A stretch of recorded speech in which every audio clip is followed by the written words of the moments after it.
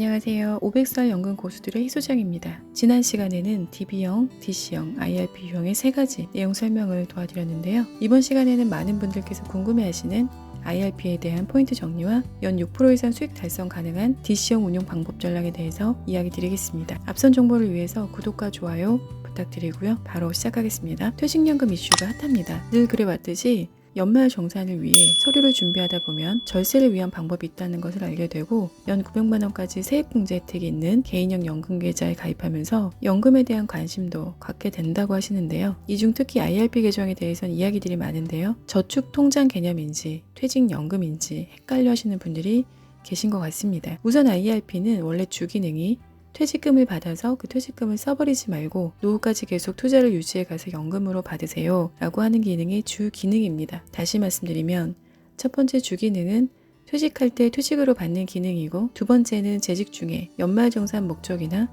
저축성 투자 목적으로 활용할 수 있는 두 가지 기능이 있는 계좌라고 보시면 되겠습니다. 또 하나의 이슈는 4월부터 경험생명표로 인해 세제 비적격이라 불리는 비과세 연금입니다. 다양한 활용이 가능한 IRP 계정과 비과세 연금 상품들도 더불어 활용하시면 미래 은퇴 설계에 큰 도움이 되실 건데요. 전혀 단연코 20대 사회초년생 분들이나 30대 분들이 반드시 IRP를 연말정산 목적인 투자 상품으로 활용 운영하셔야 된다 이렇게 말씀을 드리고 있는데요. 왜냐하면 연말정산 항목을 봤을 때도 대부분 그 연말정산 항목이 설정되어 있던 시기가 예전에는 우리가 사회적으로 대가족 위주였거든요. 그래서 가족공제가 많거나 아니면 경로자 우대 공제가 많거나 했었죠. 대가족 위주에서 현재는 대부분 1인 가구가 많으시기 때문에 이런 항목들을 연말정산 시 아쉽게도 적용 못 받으시는 분들이 상당히 많으십니다. 그래서 20, 30대 분들이 유일하게 그 혜택을 가장 크게 누릴 수 있는 항목이 IRP 항목입니다. 물론 퇴직을 앞둔 분들도 그렇고요. 그래서 이런 분들은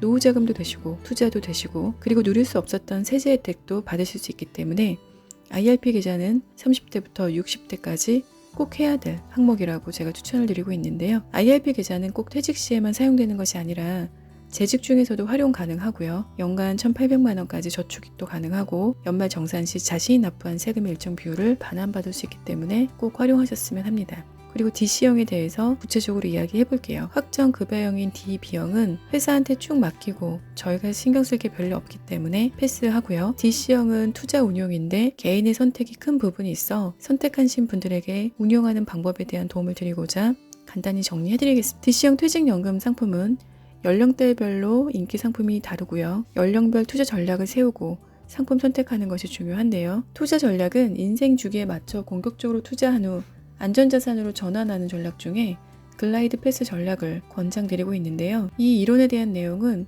많은 영상에서 다루고 있지 않기 때문에 꼭 알고 가시면 도움이 되실 것 같습니다. 이 글라이드 패스는 타깃 데이트 펀드에서 활용되는 생애 주기별 자산 배분 전략을 말하는데요. 자산 운용사들은 일반적으로 주식과 채권을 바탕으로 글라이드 패스를 만드는데 투자자 연령대에 맞춰 그 비중을 조정하는데 나이가 어린 경우는 주식 비중을 대폭 높이고 연령대가 높아지면서 채권 비중을 늘립니다. 퇴직연금은 투자자들이 초창기에 대부분 투자를 하기 때문에 생애 주기 초반엔 수익률이 높은 주식 비중을 높이고요. 공격적인 투자 이후에는 은퇴가 돼서 자산을 안정적으로 지키고 채권 비중을 높이는 전략을 추구하는데요. 자산 배분 전략 즉 대체 투자 자산까지 이용해서 투자자 연령대를 맞춘 자산 배분 설계도가 바로 글라이드 패스 전략입니다. 연령대를 축으로 전체 자산에서 주식과 채권 비중을 그래프로 나타낼 시에 완만한 형태의 곡선으로 나타나게 된다고 해서 글라이드 패스라고 하는데요. 이 전략은 퇴직연금 시장이 급격하게 성장하는 것을 전망한 자산운용사들이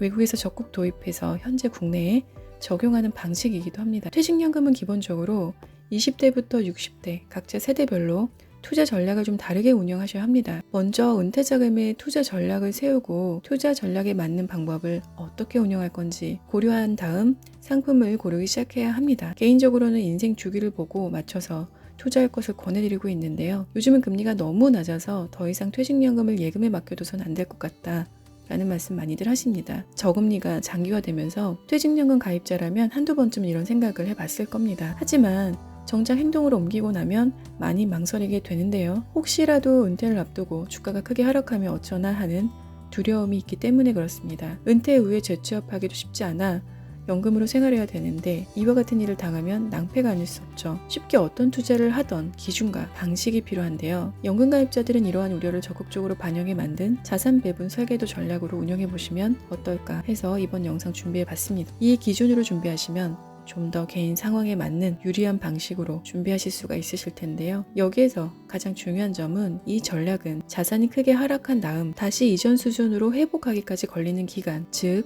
손실 회복 기간을 최소화하는데 초점을 맞춰서 만든 것이라 어느 정도 근거가 있다는 이야기입니다. 손실 회복 기간이란 포트폴리오의 투자 손실을 만회하기 위해서 평균적으로 소요되는 기간을 의미하는데요. 보통 투자에서 위험이라고 하면 변동성, 즉 표준 편차를 뜻할 때가 많은데요. 기대 수익에서 벗어나는 것을 위험으로 보는 것이죠. 하지만 손실 회복 기간을 고려해서 이 전략을 구현할 때는 변동성 대신에 고점 대비 하락률을 위험의 척도로 사용하는 방식이라고 해요. 이는 퇴직연금 가입자들의 강한 손실 회피 성향을 반영한 내용인데요. 국내 DC형 퇴직연금 가입자들은 적립금 중에 80% 이상을 정기예금 등 원리금 보장 상품에 맡겨두고 있다고 합니다. 여기서 장기 추세 수익률은 분석 기간 동안 포트폴리오가 얻은 수익을 연복리 수익률로 환산한 것인데요. 고점 대비 하락률을 장기 추세 수익률로 나누면 해당 자산이 손실 회복하는데 평균적으로 얼마나 걸리는지 알 수 있다고 합니다. 따라서 고점 대비 하락률을 장기 추세 수익률로 나누면 해당 자산이 손실을 회복하는데 평균적으로 얼마나 걸리는지 알 수 있다고 하는데요. 예를 들어 자산의 고점 대비 하락률이 40%고 장기 추세 수익률이 8%면 손실 회복 기간은 5년이 됩니다. 여기서 사용한 고점 대비 하락률과 장기 추세 수익률은 글라이드 패스 전략에서 투자 자산 비중은 은퇴하기 30년 전부터 5년 단위로 산정이 되는데요. 최근 한국 고용 현황을 보면 25세 전후로 첫 직장 생활을 시작해서 55세 전후로 은퇴가 이루어지고 있다고 해요. 대략 30년의 직장 생활을 하는 셈입니다. 이에 맞춰 은퇴하기까지의 적립 기간을 30년으로 설정했는데요. 그리고 손실 회복 기간을 7개 기간으로 나눈 다음에 은퇴 시점에 가까울수록 이 기간을 짧게 배치를 합니다. 그림에서 보는 것 같이 은퇴까지 30년 이상 남았을 때는 손실 회복 기간이 5년이 되도록 하고 20년이 남았을 때는 4년이 되도록 한다는 이야기입니다. 이 이후에도 같은 방식으로 은퇴 시점에 맞춰 손실 회복 기간을 차츰 줄여나가고 은퇴 시점에 손실 회복 기간이 1년이 되게 한다고 하는데요. 저는 이 부분에서 과학적인 느낌을 받았는데요. 여기에 맞춰 주식이나 채권, 대체 자산에 대한 최적화된 투자 비중을 나눈 뒤에 각 자산군의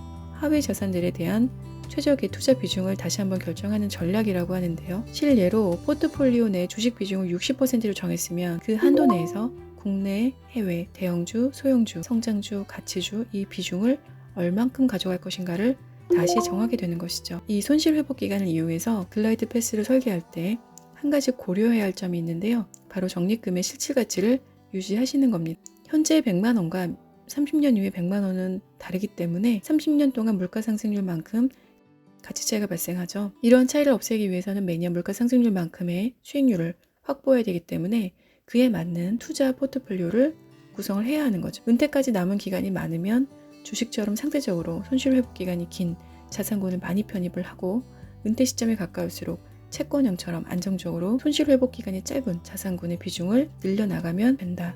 이런 이야기입니다.